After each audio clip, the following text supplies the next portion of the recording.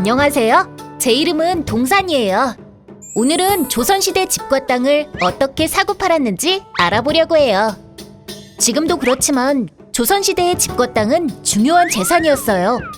대부분의 사람들이 땅에 농사를 지어 생활을 했기 때문에 땅을 가지는 것은 아주 중요한 일이었대요. 조선시대에도 지금과 같이 집과 토지를 사고 팔았어요. 그 종류도 집, 논, 밭, 산, 묘지, 염전, 어장 등 매우 다양했어요.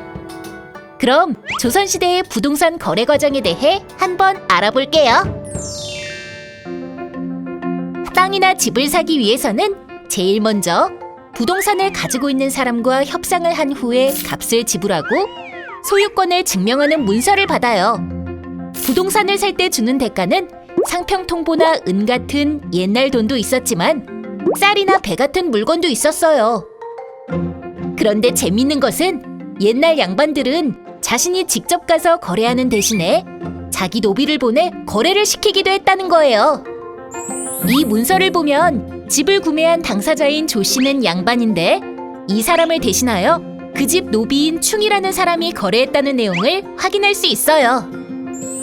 여러분, 혹시 각회라고 들어보셨어요? 각회는 집주름이라고도 불렸는데 조선시대 부동산을 사고 파는 것을 도와주는 사람이랍니다. 오늘날 공인중개사와 비슷한 역할을 했어요. 이 문서는 일제강점기 우리나라 사람들이 생활하는 모습이나 법에 대해 조사하고 작성한 관습조사 보고서인데 부동산을 사고 팔 때 각회가 어떤 일을 했는지 조사하여 기록한 자료로 남아있어요.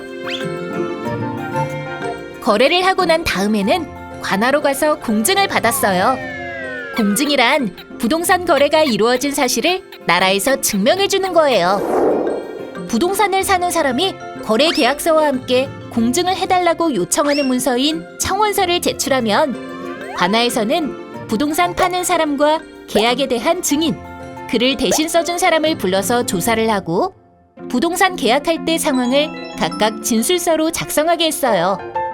그 후 계약 내용이 맞으면 공증, 즉 나라에서 증명해 주었다는 확인서를 써줘요. 마지막으로 매매 계약서와 공증 청원서, 진술서, 공증 확인서를 줄줄이 붙인 다음에 문서를 붙인 부분마다 도장을 찍어주면 부동산 거래의 모든 절차가 마무리됩니다. 그런데 이런 공증을 해주는 수수료가 너무 비싸고 그 과정이 복잡해서 실제로는 예전에 그 땅이나 집을 매매한 문서에 새로 작성된 거래 문서들을 줄줄이 붙여 대신하는 경우도 많았다고 합니다.